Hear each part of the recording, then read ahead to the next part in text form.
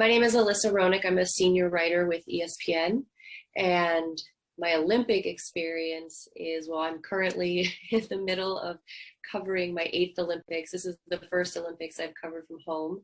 So I've been to the past 7 Olympics, starting with Torino, all the way through every 2 years.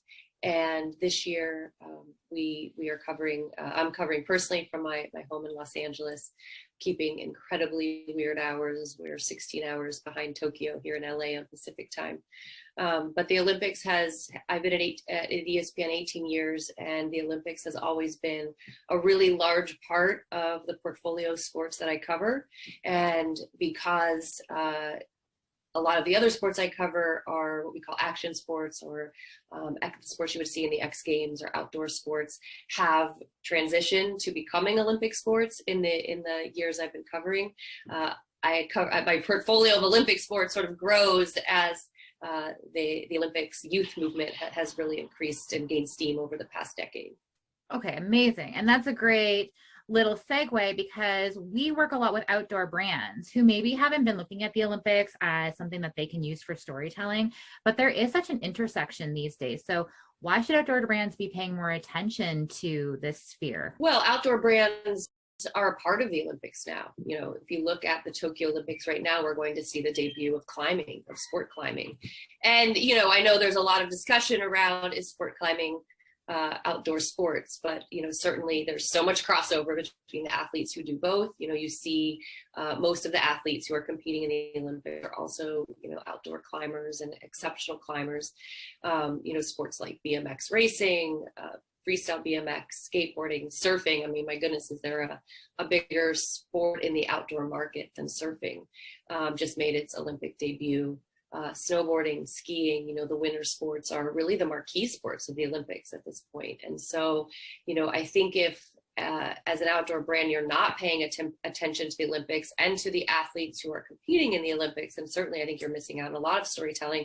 And I think most of the outdoor brands, especially the larger outdoor brands, are paying attention to the Olympics, especially the outdoor brands that support the sports that have been a part of the Olympics for many years.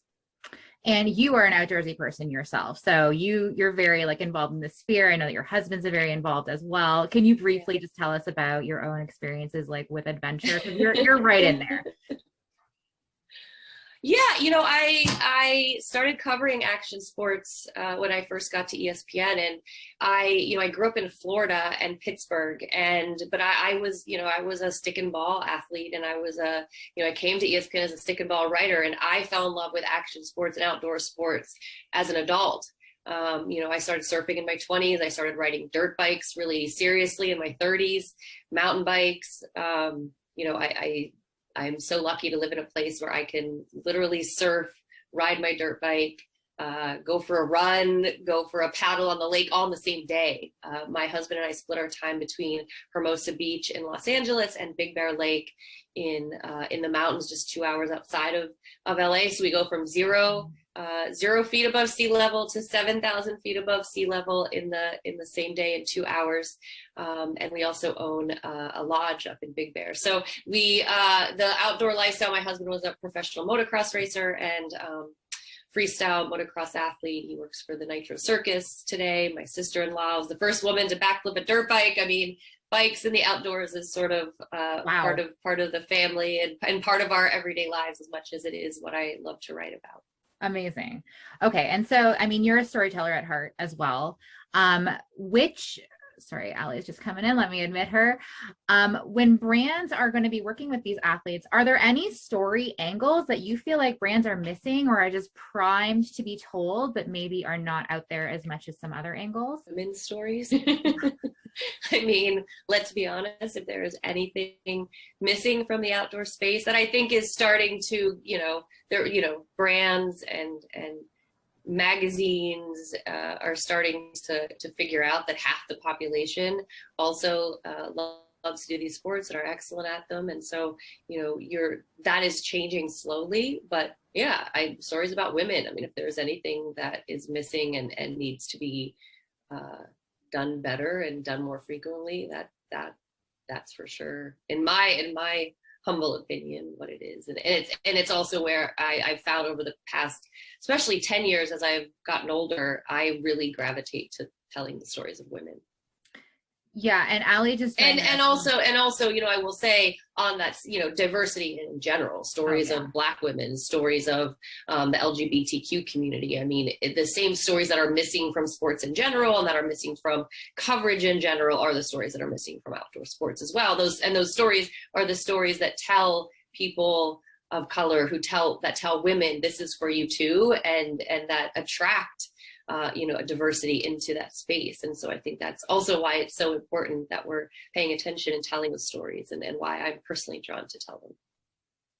And if a brand does want to work with an athlete and maybe pitch a story, like for you, for instance, what's the best way to do that? Like to get your attention? Is it that email subject line? Is it already having an athlete lined up and a full kind of scope of the story they want to tell? How can they do that most successfully?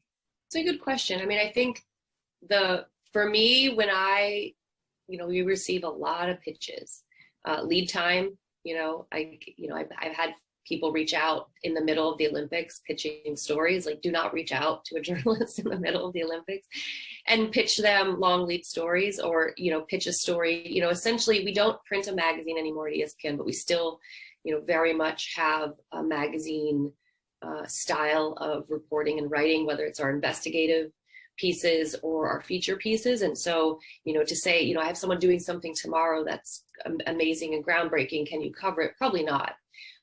Also, it's really easy to tell if the person pitching you has never read any of your work, is unfamiliar with your outlet, is unfamiliar with the type of stories you tell, or the type of stories you do tell. I mean, I can't tell you how many times I've been pitched a story that I actually wrote within the past year.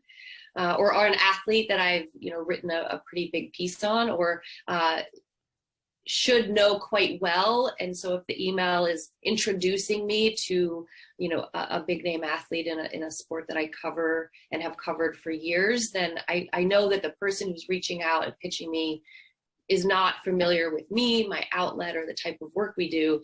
And so the really good publicists and companies will know, hey, I saw this piece that you did, or I saw that ESPN is doing a lot of work around CTE, for example. Here's a story that I think you guys might be interested in. Here's all the reasons why. I'm going to stop and read that email because it's coming from a place of knowledge and relationship building, and someone who took the time.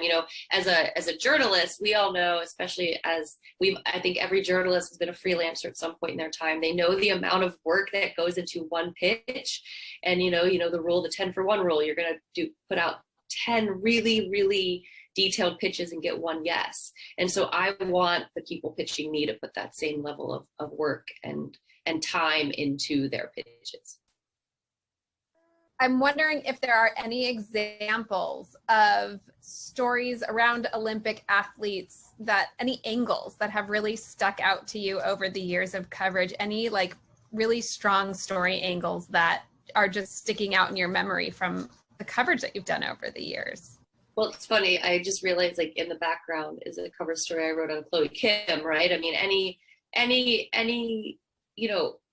for covers, they're probably going to be athletes who we believe are going to make a splash at the Olympics in some respect. But especially around the Olympics, they tend to be stories that are dealing with, young athletes coming of age, that are dealing with identity. Another cover story I did on an Olympic athlete was Gus Kenworthy, and it was a story. It was the first time he's a freestyle skier who competes in the Winter Olympics, and he was the first athlete to compete in his sport openly gay, and that story was revealing to the world that he was gay. There's stories that in some way are going to impact every reader who's reading them, right? So there has to be something about their story that is relatable to the reader. That is, I had an editor, my very first editor told me, every story you write, the person who reads it should be changed in some way. So, I don't know if that's answering your question, if that's an angle, but essentially we write human interest stories, and sports is the backdrop for which we tell these stories about incredible humans, but they're rarely stories about sports, if that makes sense. And so finding those athletes, the benchmark for writing a story about any athlete, and certainly around the Olympics, is not how good they are at their sport. It often does coincide, and you can get lucky and you have these incredible athletes like Simone Biles and Chris Kenworthy and Chloe Kim, who possibly will win a gold medal. But the story is not, we spend 2 sentences in 5,000 words telling you why this person is really physically, technically good at their sport, and the rest of the story largely leaves sports far in the background. And then just to pivot a little bit from brands, we have so many freelance journalists in our community. If they did want to cover the Olympics, is there a really good place for them to start? Should they just hop in and start writing those stories that resonate? Should they, try to get with a specific outlet? What should they be doing? It's a tough time and a tough space for freelancers. I mean, I am very privileged to have not, to have been full-time at a company like ESPN for as long as I have been. And I know that a lot of outlets aren't using freelancers. So I will start by saying, my experience being a freelancer is pretty outdated. I have lots of friends who are freelancers, and, that idea of just jump in and start writing stories, jump in and start pitching stories, right? Like unless you're willing to write for free, writing stories on spec, largely, there's very few outlets that take stories on spec anymore. So if you're, unless you have a blog or somewhere that you're writing simply for experience, then certainly, but to get access to the athletes, to get access to the field of play, to get access to coaching staffs and the folks you'll want to interview in order to do these stories, you need to have a assignment, right? Mm-hmm. And so I think the first thing I would say is to build relationships from 2 angles. One, with editors at outlets. And outlets no longer means the 10 magazines that cover sports or the 5 magazines that cover sports. Outlets to me now, a lot of my freelance friends, they are writing for brands, because brands all see themselves as content companies. So they're writing for the brand's websites. They are writing for all of the streaming companies, because there's 1 million documentaries being made per minute, I think, at the moment. So when they're building relationships with editors and storytellers, that's everything from social media outlets to brands and companies to the traditional media. And then on the other side, I think you're also trying to build relationships, especially if you have a sport that you're particularly interested in.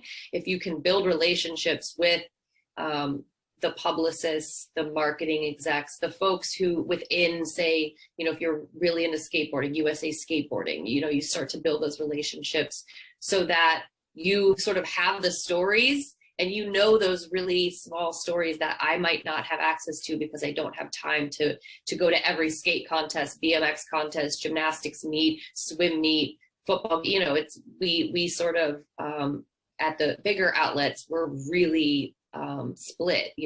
My time is incredibly split. So if you're someone who has the deep relationships within the one sport well, I think you're going to have a better time pitching all the folks over here than even I would, because I won't know that, great story about the 10th ranked skateboarder in the country. I might only be focusing on the top 3, so making yourself an expert at 1 or 2 things, I think, is really valuable in the Olympic space, where there is just so much going on, and it is impossible for the folks who already have jobs at the bigger outlets to keep up with all of it. And certainly to write about all of them. We all have to pick a couple of things that that we're doing, or they pick us and our sort of editors tell us what we're focusing on, right? Allie, did you have any more questions before we go? I think that's it. I didn't hear the beginning, so I don't want to ask it. But no, I think that's it. I guess the one question I had kind of for the freelance writers in our group, and something that you may not be familiar with, or you might be, but I know that the Olympics offers opportunities to go there and write from the ground at the Olympics, or, you know, you can kind of cover the Olympics in the way that you do from afar, writing stories about Olympic athletes. I'm just curious if you have any insight to what those jobs are like on the ground at the Olympics compared to what you're doing. Yeah, so like I was saying at the beginning of this, I've covered the past 7 in person. This is a really odd year that we made a decision to cover from here remotely. The access is largely the same from here this year. Mm-hmm. So an Olympic credential is incredibly difficult to get. So you have to be tied to an outlet, and it has to be an outlet that is accredited by the Olympics. And there's only a finite number of credentials that they give out every 2 years. However, there are a lot of jobs, like you said. You know, I have a lot of friends who are over in Tokyo right now who are working for sport organizers, who are working for the Olympic broadcast. So they're either working as researchers for the TV talent. There are jobs where you're working as a PA for the TV broadcast. NBC has interns. The Olympics itself has a lot of the IOC, and then the national governing body often has, you know, an incredible amount of young and a lot of like young journalists who are over there working as researchers. So usually about 2 years out, they start taking applications for those on the ground jobs. And I think a lot of them there's both unpaid and paid jobs depending on how you go in. But as far as like a credential to cover the Olympics, that's pretty tough. You have to be tied to an outlet that is granted credentials by the IOC. You know, COVID has changed the calculus on all of this, right?